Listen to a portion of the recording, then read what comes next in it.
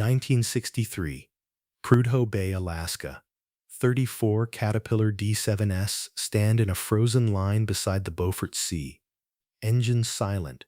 Tracks locked solid in coastal ice. They were left ready for the next work cycle. By morning, the coast had taken them. To understand why 34 Caterpillar D7s ended up frozen into Arctic ice at Prudhoe Bay, you have to go back to the North Slope before Prudhoe Bay became shorthand for oil. In 1963, this was not yet the industrial giant most people picture. It was a remote coastal margin at the top of Alaska, flat, exposed, and governed by a logistics problem that never really disappeared. Nothing heavy arrived there casually. Every gallon of fuel, every crate of parts, every tracked machine had to survive distance first, then weather, then ground that was not really ground for much of the year. Prudhoe Bay sits on the Beaufort Sea, where the line between land, tidal shelf, and sea ice can change faster than planning assumptions. In summer, the active layer above the permafrost softens into mud and muskeg. In winter, the surface hardens, but the cold solves one problem by creating another. Freight can move over frozen terrain, but only if crews understand exactly what is frozen, how deeply, and for how long. On paper, the coast offered a temporary advantage. Barges could offload seasonal cargo onto the shallow margin, and crawler tractors could move material inland across frozen surfaces once temperatures held. On the ground, that margin was unstable, wind-exposed, and vulnerable to sudden water movement from the Beaufort. That is where the D7 came in. The Caterpillar D7 was not the largest machine available in the early 1960s, but it was one of the most useful. Big enough to pull freight, push loaded sleds, and work supply yards. Light enough, relative to larger tractors, to be deployed in numbers across marginal Arctic surfaces that would not tolerate unnecessary ground pressure. By 1963, the D7 had already built a reputation in military work, pipeline support, road construction, and remote hauling. It was a machine crews trusted when there was no second machine within easy reach and no dealership down the road. Mechanically, the D7 was well suited to frontier work because it balanced power, simplicity, and field serviceability. Operators could live with it. Mechanics could improvise around it. In extreme cold, that mattered more than brochure numbers. Arctic operations were not won by peak horsepower alone. They were won by whether a machine could start after a night of wind, whether its fuel would still flow, whether the undercarriage could survive abrasive ice crust and frozen gravel, and whether the tractor could be kept moving before cold soaked every system on the machine. The North Slope coast imposed another constraint that mattered just as much as the machine itself. There were almost no forgiving mistakes. Along that shoreline, logistics depended on timing. Crews staged fuel drums, timber mats, pipe, vehicles, and tractors near the coast because the coast was the transfer point. Barges and shallow draft support vessels could come only during narrow seasonal windows. Once cargo was landed, it had to be moved quickly, often over improvised routes across beach ridges, frozen flats, and sea ice margins. If weather held, the system worked. If weather shifted, the system stopped being transportation and became recovery. That is the part the later oil boom mythology tends to flatten. Before permanent infrastructure, before the haul roads and the hardened industrial footprint, North Slope logistics lived in a fragile space between planning and exposure. A machine parked in the wrong place was not just inconveniently parked. It could be stranded by tide, locked by spray ice, undermined by thaw, or cut off by a storm that arrived faster than the site could react. The machine entered the crisis long before the crisis became visible. In 1963, a concentration of Caterpillar D7s had been staged near Prudhoe Bay as part of coastal freight and support work tied to exploration-era logistics. They were there because tracked tractors were the backbone of surface movement in country with almost no roads. Trucks had severe limits. Wheels sank, spun, or broke through. Crawlers distributed weight better and could keep working in places where conventional transport ended. On a stable frozen surface, a D7 could do serious work. It could tow, push, drag, and clear. It could pull cargo inland from shore landing points and help keep temporary logistics corridors open. But all of that depended on one assumption, that the surface under the machine would remain what the crew thought it was. At Prudhoe Bay, that assumption was always conditional. The shoreline was shallow and broad. Wind could push water across ice and low coastal flats with surprising speed. When storm surge entered that system, it did not need dramatic cliffs or giant surf to become destructive. It needed exposure, fetch, low relief, and temperature. The Beaufort could deliver all four.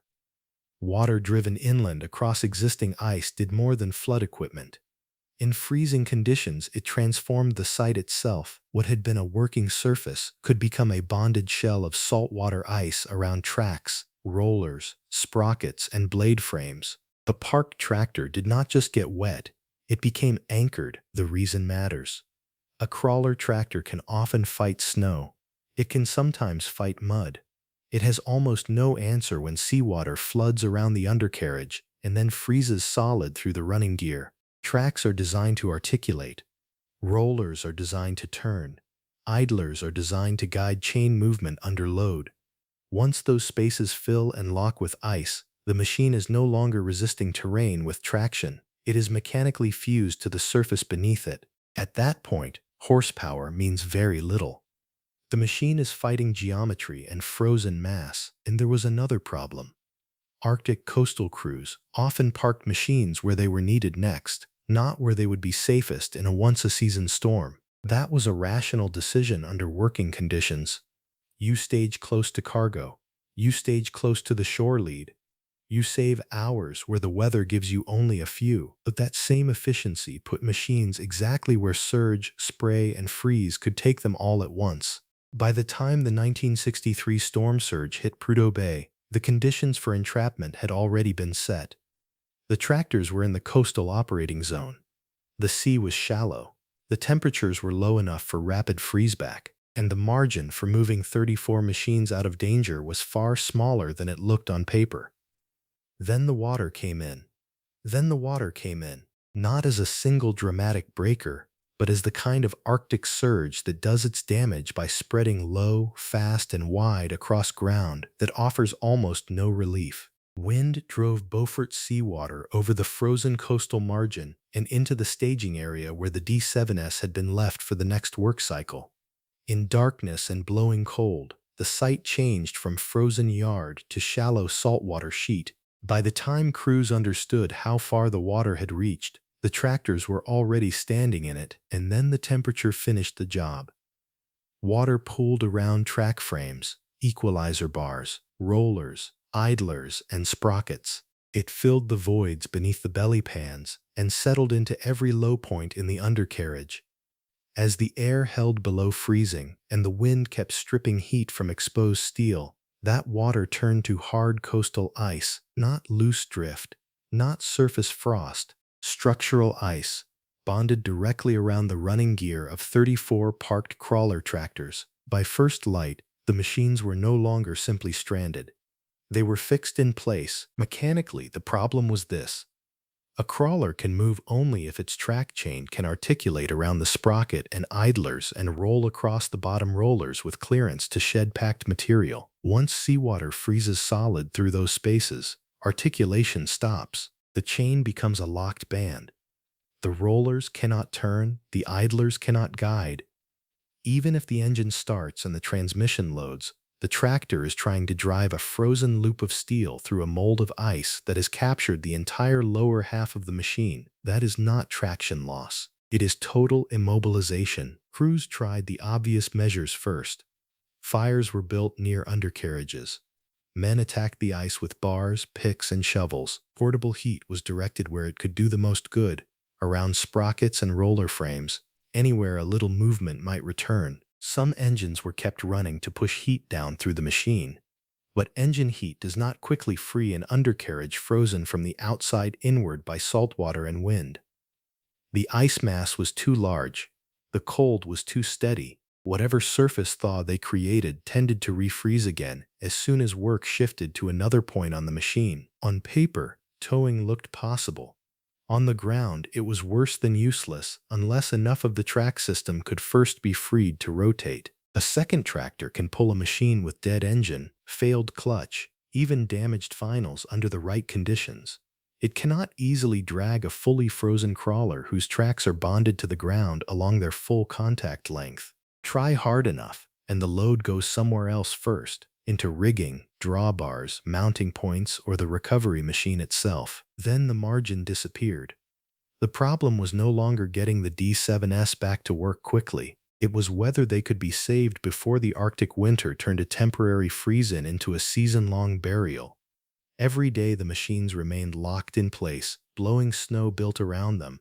More spray ice formed with each new wind event, access worsened, visibility worsened. The site had become something else entirely. Some tractors were more deeply captured than others. Machines nearest the lowest parts of the coastal flat had taken the worst of the surge. Ice built higher around their track frames and packed more densely beneath them. Others stood slightly higher and offered crews a chance, at least in theory, to free one side, then the other, and work movement back into the chain link by link. But there were 34 of them, and each machine demanded hours of labor in conditions that punished exposed hands, tools, hoses, and engines alike. This is where Arctic machine history often becomes invisible.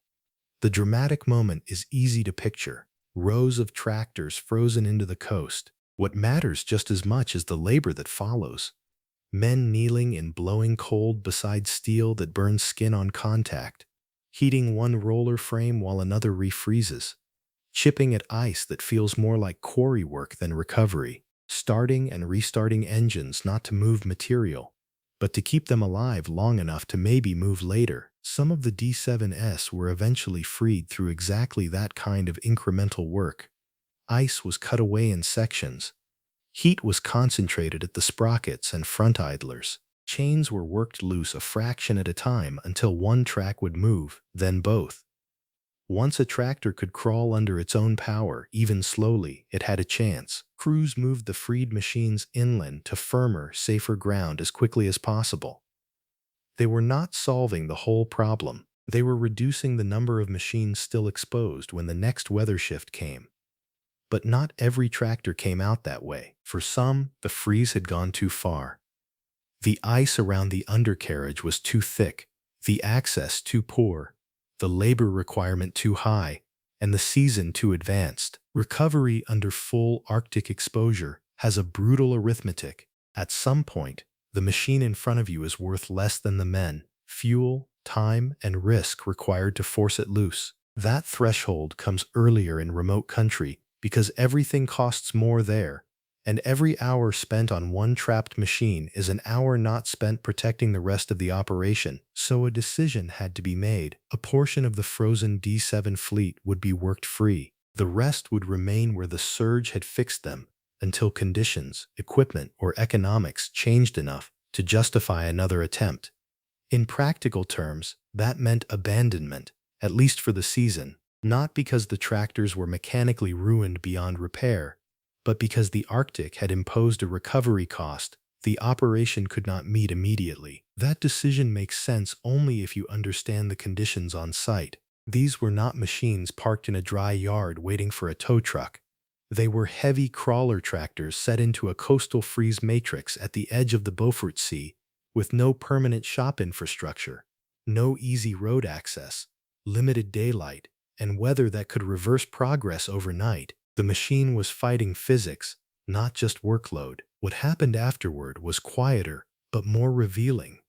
The freeze-in became part of North Slope machine lore because it exposed the weakness in early coastal staging logic. A tractor parked for convenience near the transfer zone could become unrecoverable in a single surge event. The lesson was not abstract. It changed where crews staged equipment, how they read coastal exposure, and how seriously they treated the difference between frozen ground and safe ground. In Arctic work, those are not the same thing. The D7 itself remained what it had been before the surge, a capable frontier tractor, tough, serviceable, trusted. The failure was not that the machine was weak. The failure was the assumption that a useful staging position was a secure one. On paper, The machines could do the job. On the coast, conditions changed everything. Prudhoe Bay would later become one of the most industrialized oil landscapes in North America, with hardened pads, developed logistics, and far better understanding of North Slope operating risk. But in 1963, the coast was still teaching those lessons the hard way. 34 Caterpillar D7s frozen into Arctic ice became one of those lessons. The machines are gone from that shoreline now. The staging areas changed. The industrial footprint moved inland and grew more sophisticated. But the principle remains. In the Arctic, a machine can survive astonishing cold, terrible visibility, and brutal workloads. What it cannot survive indefinitely is being left where water, wind, and temperature can turn the site itself against it. That is why this incident still matters. It was not a mystery of bad luck. It was a collision between machine placement, coastal geography, freezing saltwater, and time. And once the Beaufort locked those tractors in place, horsepower was no longer the deciding factor. The coast was.